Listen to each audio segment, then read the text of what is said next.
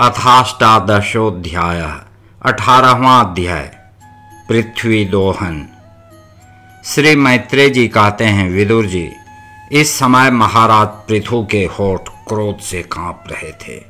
उनकी इस प्रकार स्तुति कर पृथ्वी ने अपने हृदय को विचार पूर्वक समाहित किया और डरते डरते उनसे कहा, प्रभो, आप अपना क्रोध शांत कीजिए और मैं जो प्रार्थना करती हूँ उसे ध्यान देकर सुनिए। बुद्धिमान पुरुष भ्रमर के समान सभी जगह से सार ग्रहण कर लेते हैं। तत्वदर्शी मुनियों ने इस लोक और परलोक में मनुष्यों का कल्याण करने के लिए कृषि, अग्निहोत्र आदि बहुत से उपाय निकाले और काम में लिए हैं। उन प्राचीन ऋषियों के बताए हुए उपायों का इस समय भी जो पुरुष श्रद्धा पूर्वक भली भांति आचरण करता है वह सुगमता से अभिष्ट फल प्राप्त कर लेता है, परंतु जो अज्ञानी पुरुष उनका अनादर करके अपने मनः कल्पित उपायों का आश्रय लेता है उसके सभी उपाय और प्रयत्न बार बार निष्फल होते रहते हैं। राजन, पूर्व काल में ब्रह्मा जी ने जिन धान्य आदि को उत्पन्न किया था, मैंने देखा कि यम नियमादि व्रतों का पालन न करने वाले दुराचारी लोग ही उन्हें खाए जा रहे हैं। लोक रक्षक, आप राजा लोगों ने मेरा पालन और आदर करना छोड़ दिया, इसलिए सब लोग चोरों के समान हो गए हैं। इसी से यज्ञ के लिए औषधियों को मैंने अपने में छिपा लिया। अब अधिक समय हो जाने से अवश्य ही वे धान्य मेरे उदर में जीर्ण हो गए हैं। आप उन्हें पूर्वाचार्यों के बतलाए हुए उपाय से निकाल लीजिए। लोकपालक वीर, यदि आपको समस्त प्राणियों के अभिष्ट एवं बल की वृद्धि करने वाले अन्न की आवश्यकता है तो आप मेरे योग्य बछड़ा, दोहन पात्र और दूहने वाले की व्यवस्था कीजिए।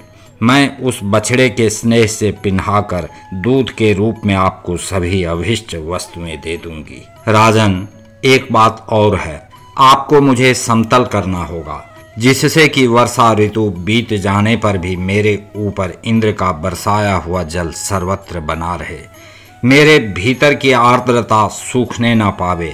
यह आपके लिए बहुत मंगल कारक होगा।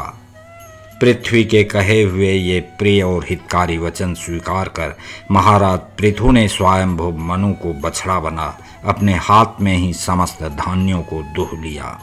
पृथु के समान अन्य विज्ञ जन भी सब जगह से सार ग्रहण कर लेते हैं, अतः उन्होंने भी पृथु जी के द्वारा वश में की हुई वसुंधरा से अपनी अपनी अभिष्ट वस्तुएं दूह लीं।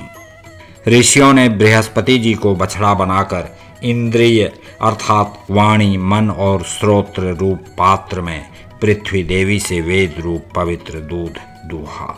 देवताओं ने इंद्र को बछड़े के रूप में कल्पना कर सुवर्णमय पात्र में अमृत, वीर्य अर्थात मनोबल, ओज अर्थात इंद्रिय बल और शारीरिक बल रूप दूध दूहा। दैत्य और दानवों ने असुर श्रेष्ठ प्रहलाद जी को वत्स बनाकर लोहे के पात्र में मदिरा और आसव अर्थात ताड़ी आदि रूप दूध दूहा। गंधर्व और अप्सराओं ने विश्वावसु को बछड़ा बनाकर कमल रूप पात्र में संगीत, माधुर्य और सौंदर्य रूप दूध दूहा। श्राद्ध के अधिष्ठाता महाभाग पितृगण ने अर्यमा नाम के पितृश्वर को वत्स बनाया तथा मिट्टी के कच्चे पात्र में श्रद्धा पूर्वक कव्य अर्थात पितरों को अर्पित किया जाने वाला अन्न रूप दूध दूहा। फिर कपिल देव जी को बछड़ा बनाकर आकाश रूप पात्र में सिद्धों ने अनिमादि अष्ट सिद्धि तथा विद्याधरों ने आकाश गमन आदि विद्याओं को दूहा। किम पुरुषादि अन्य मायावियों ने माय दानव को बछड़ा बनाया तथा अंतर्धान होना, विचित्र रूप धारण कर लेना आदि संकल्पमयी मायाओं को दुग्ध रूप से दूहा। इसी प्रकार यक्ष, राक्षस तथा भूत पिशाचादि मांसाहारियों ने भूतनाथ रुद्र को बछड़ा बनाकर कपाल रूप पात्र में रुद्रासव रूप दूध दूहा। बिना फन वाले सांप, नाग और बिच्छू आदि विषैले जंतुओं ने तक्षक को बछड़ा बनाकर मुख रूप पात्र में विष रूप दूध दूहा। पशुओं ने भगवान रुद्र के वाहन बैल को वत्स बनाकर वन रूप पात्र में तृण रूप दूध दूहा। बड़ी बड़ी दाढ़ों वाले मांस भक्षी जीवों ने सिंह रूप बछड़े के द्वारा अपने शरीर रूप पात्र में कच्चा मांस रूप दूध दूहा तथा गरुड़ जी को वत्स बनाकर पक्षियों ने कीट पतंगादि चर और फलादि अचर पदार्थों को दुग्ध रूप से दूहा। वृक्षों ने वट को वत्स बनाकर अनेक प्रकार का रस रूप दूध दूहा और पर्वतों ने हिमालय रूप बछड़े के द्वारा अपने शिखर रूप पात्रों में अनेक प्रकार की धातुओं को दूहा। पृथ्वी तो सभी अभिष्ट वस्तुओं को देने वाली है और इस समय वह पृथु जी के अधीन थी, अतः उससे सभी ने अपनी अपनी जाति के मुखिया को बछड़ा बनाकर अलग अलग पात्रों में भिन्न भिन्न प्रकार के पदार्थों को दूध के रूप में दूह लिया। कुरुश्रेष्ठ विदुर जी, इस प्रकार पृथु आदि सभी अन्य भोजियों ने भिन्न भिन्न दोहन पात्र और वत्सों के द्वारा अपने अपने विभिन्न अन्न रूप दूध पृथ्वी से दूहे।